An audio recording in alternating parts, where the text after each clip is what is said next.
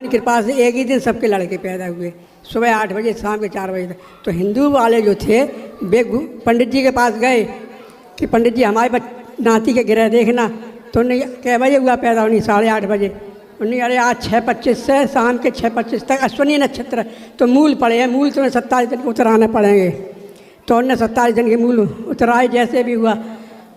अब और लोगों ने मूल क्यों नहीं उतराया? उन्हें कोई असर ही नहीं हुआ। अगर गर्मी है तो गर्मी सबको लगेगी, सर्दी सर्दी, तो उन लोगों पर क्यों नहीं हुआ असर मूल का? हमारा ये प्रश्न है, इसका उत्तर किसी ने सही नहीं बताया हमें।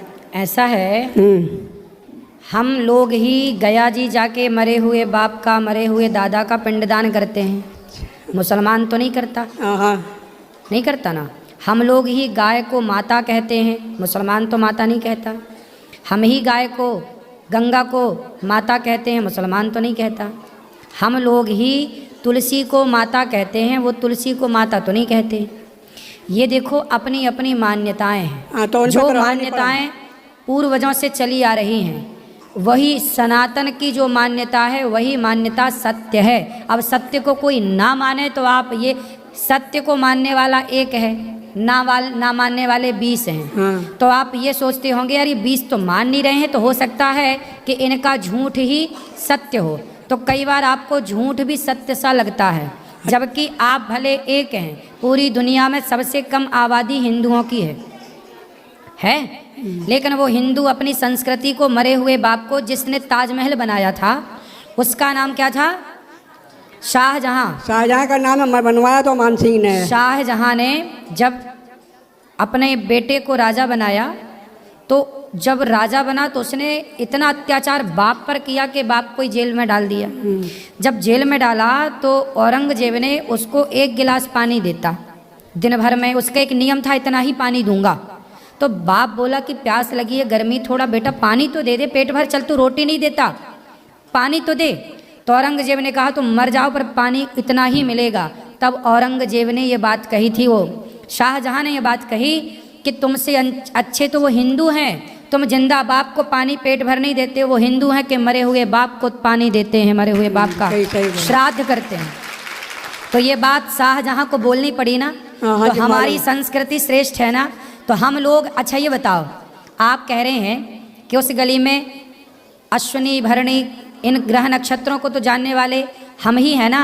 ये बताओ, दुनिया ने तो ग्रह अब जाने के 9 ग्रह होते हैं, नक्षत्र तो लोग अब जाने के 27 होते हैं। जब जानते ही नहीं थे तो मूल पुजाएंगे क्यों? हम जानते थे कि नक्षत्र कितने होते हैं, तो इस नक्षत्र का ये दोष है, तो वो दोष समाप्त हम कराने जाते थे। मूल क्या है? मूल ये है, जैसे अंधकार है, अंधकार है तो हमने दीपक जला दिया। अब हमारे सामने कुत्ता है, बिल्ली है, गधा है, शेर है, ये लोग भी तो अंधकार में रहते हैं, रहते कि नहीं? अंधकार में मनुष्य भी रहता है, और कुत्ता, बिल्ली, गधा, पशु, पक्षी सब अंधकार में रहते हैं। लेकिन दीपक जलाना केवल मनुष्यों ने सीखा है। कुत्ते ने तो दीपक जलाना नहीं सीखा, गधे ने तो दीपक जलाना नहीं सीखा।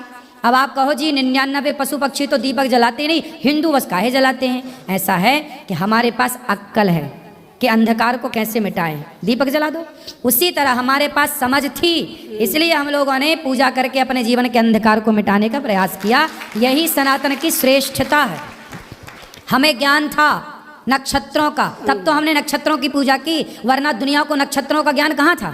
ठीक है, था ज्ञान? नहीं था, नहीं था। हमें ज्ञान था, इसलिए हमने पूजा की। नहीं था मुसलमानों को और उनको नक्षत्र और ग्रहों का ज्ञान। दुनिया को तो सुनो, हमारे वेदों पुराणों में लिखा है पृथ्वी गोल होती है, और बाकी लोगों के यहाँ लिखा है पृथ्वी चपटी होती है। फिर अब साइंस ने प्रूव किया ना कि पृथ्वी गोल है।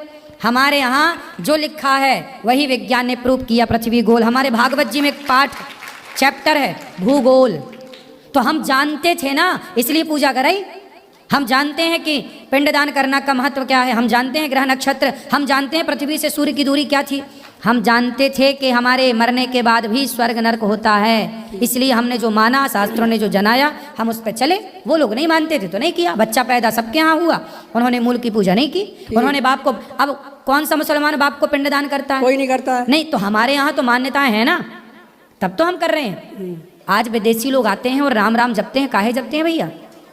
जान गई दुनिया हिंदू सनातन संस्कृति क्या है, पूरी दुनिया गीता पढ़ने लग गई थोड़ा थोड़ा करके अब। इसलिए हम सबको चाहिए कि हम अपने धर्म का जो पालन कर रहे हैं इसे गर्व से करें कि ये हमारी सुंदरता है। हमें ज्ञान था इसलिए हम कर रहे थे, वरना किसे ज्ञान था रोहिणी भरणी कृतिका का? नहीं था। हाँ, दूसरा प्रश्न ये है, चंद्रमा कितने हैं? एक तो चंद्रमा शिव जी के संग 24 घंटा रहता है सिर पे, एक चंद्रमा समुद्र मंथन में मिला, एक चंद्रमा दक्षिण कन्या और सत्यास ब्याह हुए, एक चंद्रमा जो है ग्रहण पड़ता है दिखाई देता, और एक चंद्रमा इंद्र के संग में आया था मुर्गा बना था। कितने चंद्रमा हैं? देखिए भगवान कितने हैं, ले रहो माइक, भगवान कितने हैं? भगवान एक है, लेकिन वही राम बन गए, वही कृष्ण बन गए, हाँ, वो तो वही है। नरसिंह बन गए। ऐसे ही एक बार क्या हुआ, चंद्रमा को अभिमान आ गया कि यदि मैं नहीं होऊंगा तो कुछ भी नहीं होएगा। तो चंद्रमा नाराज होकर के चले गए जल के अंदर समुद्र के समुद्र भीतर। में। तब ये बात भगवान श्रीमन नारायण को पता चली, तो भगवान ने अपने, भगवान तो भगवान है, ब्रह्मांड निकाया निर्मित माया रोम रोम प्रतिवेद कहें, भगवान के तो एक एक रोम में अनेक ब्रह्मांड लटक रहे हैं। तो भगवान ने चंद्रमा को प्रकट कर दिया अपने मन से, इसलिए चंद्रमा मन का कारक है। चंद्रमा को भगवान ने प्रकट किया, जब चंद्रमा प्रकट किया तो चंद्रमा अपने फिर प्रकाश देने लगा, फिर सब काम सिस्टम चलने लगा। तो जो नीचे चंद्रमा था समुद्र में जाके छिप गया कि मेरे बिना क्या होगा, उसने झांक कर देखा तो ऊपर चंद्रमा, अरे ये कहाँ से आ गया? अब समझ गया कि प्रभु लगता मेरी तो रिटायरमेंट हो गया मेरा। अब दौड़ा दौड़ा गया, प्रभु क्षमा कर दो, मैं तो घमंड में आ गया था कि मेरे बिना क्या होगा, लेकिन आप तो ऐसे 1000 चंद्रमा बना सकते हैं।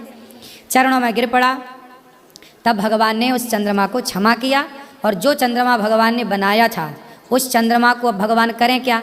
तो शंकर जी ने कहा कि ये चंद्रमा प्रभु आपसे प्रकट हुआ है, इसलिए मैं इसे अपने मस्तक पर धारण करूंगा। तो शंकर जी जो चंद्रमा धारण करते हैं वह द्वितीया का चंद्रमा है, जो भगवान से प्रकट हुआ वो चंद्रमा है। और बाकी ये चंद्रमा है तो वो चंद्रमा ही इंद्र के साथ आया छल करने के लिए, जब अहिल्या के साथ छल हुआ तो चंद्रमा आए। तो ये सब छल में बाकी वही, तो ये मनुष्य का रूप धारण कर लेता है। हाँ, तो चंद्रमा तो देवता है ना, अच्छा, तो देवता मनुष्य बन तो जाए। फिर देवता होगा उसका ग्रहण पड़ जाता है, ग्रहण का राहु डस लेता है उसको।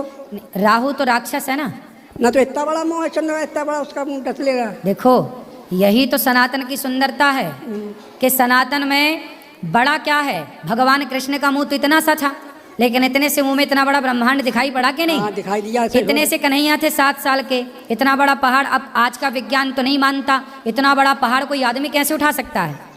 भाई आज की साइंस तो नहीं मानेगी ना कि इतना बड़ा पहाड़ एक आदमी कैसे उठाएगा, लेकिन साइंस के बस का नहीं है। भगवान करतुम अकर्तुम अन्यथा कर्तुम सर्व सामर्थ्य, एक उंगली से पहाड़ क्या, भगवान पूरी पृथ्वी को उठाकर चल पड़े, तो क्या आश्चर्य है।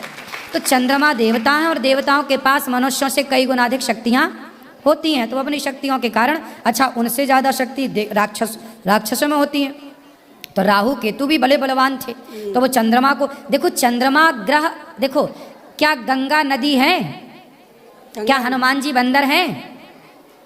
हनुमान जी बंदर नहीं है, बंदर के रूप में है। हाँ, राम जी मनुष्य नहीं है, मनुष्य के रूप में है। गंगा नदी नहीं है, नदी के रूप में है। उसी तरह चंद्रमा ग्रह के रूप में है, वो बन सकते हैं जो चाहें। अब यही हमें एक प्रश्न ये आता है कि ये गंगा नदी है, ये तो गंगोत्री पहाड़ से निकली है, वो कहते शंकर जी की जटा से निकली है। भाई शंकर जी कहाँ, शंकर जी भी तो पहाड़ में ही विराजते तो हैं। कैलाश पर्वत पर तो कैलाश क्या है? कैलाश को इतना सा थोड़ी जितना आप देख रहे हैं, कैलाश को इतना सा है, हिमालय को इतना सा है।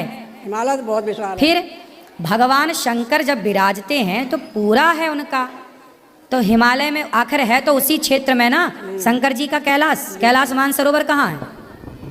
फिर इसलिए ये सब चीज़ें जो आप पूछ रहे हैं बहुत अच्छी बातें हैं। शंकर जी के जटा से ही जब गंगा प्रकट हुई तो पृथ्वी में पहले आई, उसके पहले शिव जी की जटा में, फिर जटा से निकली। ठीक है, ठीक है सर।